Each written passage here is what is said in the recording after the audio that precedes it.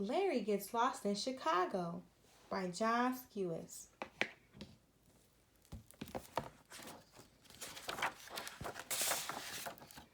This is Larry. This is Pete. They rode on a train, each one in his seat. Filled with excitement, they both wore a grin. A new city adventure was about to begin. Mom and Dad led the way from the big, busy station to a water taxi waiting at a river location. Through the heart of the city, a river flowed. The water taxi made it seem like a regular road. Under several bridges, Pete and Larry passed. With no red lights, they traveled quite fast. The family walked for what seemed like a mile. So many shopping bags, so much style. Larry watched a man make hot dogs with all kinds of stuff. With toppings so high, would one bun be enough? Mustard and relish on every one. Tomatoes, peppers, and a seeded bun. Celery salt, but no ketchup, was the final touch. Larry was sure Pete couldn't eat that much. But eat it he did, and Larry's hunger remained. Larry knew not to beg, that was how he was trained.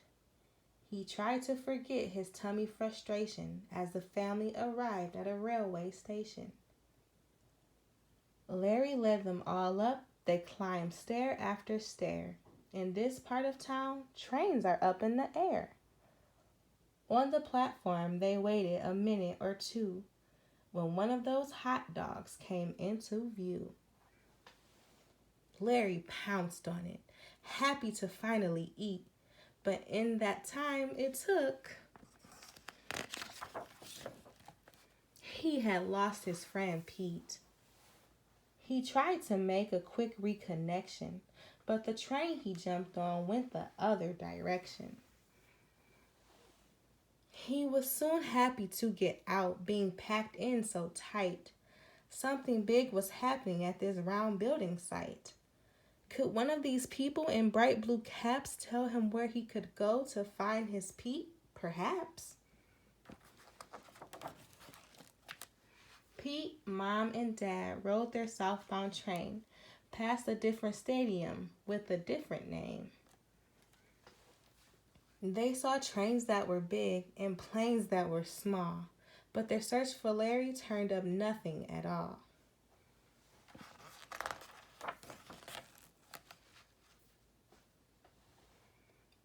Pete saw a statue of a guy walking on air. Larry loved to play ball, but the pup wasn't there. Larry stood by a lion who lived in a zoo, thinking, thank goodness there's glass between me and Big U. He found a lake shoreline and ran on the sand. There were boats in the water and one on the land. He continued his search from way up high,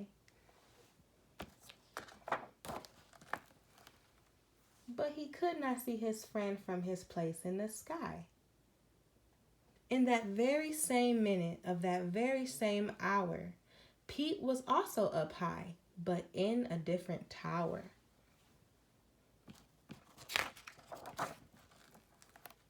No help from a giant who had nothing to say, nor the strange-looking lady who pointed both ways.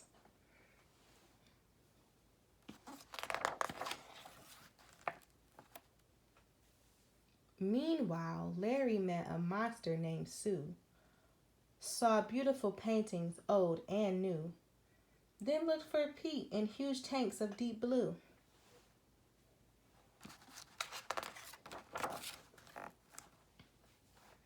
Larry passed a round building, but stayed far away. He heard people saying that there were bears where bears play. He heard people saying that that's where bears play. He ran through a park filled with a bright, shining steel, past a crowd listening to music in a field. One sculpture looked like a bean a giant robot might eat. Larry saw his reflection, and beside it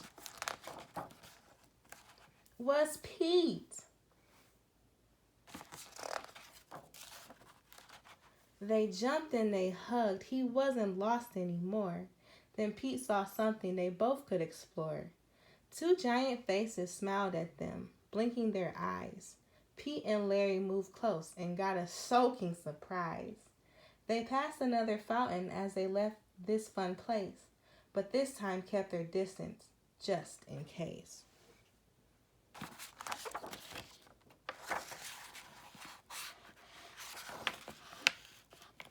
They boarded a train and did their best to get dry, and to this fabulous city said their goodbye. The end.